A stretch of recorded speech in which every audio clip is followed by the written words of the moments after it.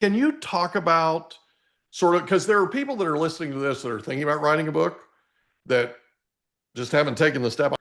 So, so can you talk for just a second about the mindset of writing a book? It's different when you're nonfiction versus fiction, and what I'm writing is nonfiction, but it's still writing a book and it's still sort of putting yourself out there. Can you talk about that for a second?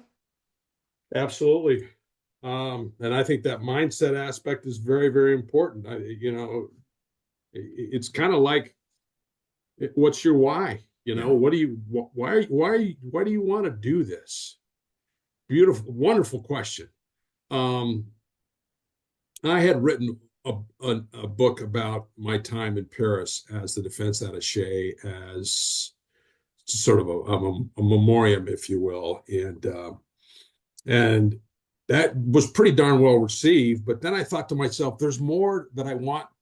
There's more to the story. Yeah. There's more that I want to tell.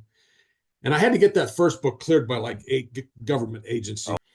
And I said, but I want to talk more about, things that are really important to me, and groups of people that I want to honor. Yeah.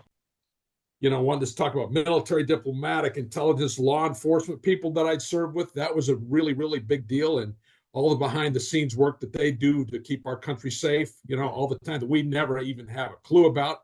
And the emerging threats that they're able to squash and square away. I wanted to talk about that. I wanted to talk about, maybe because my dad was a sergeant, I don't know, but I can guarantee you that it was because I served with some great sergeants, our non-commissioned officers that serve in our country, our frontline leaders, those young 20-somethings that are out there kicking butt, taking names, and giving their best all the time. I wanted to talk about them.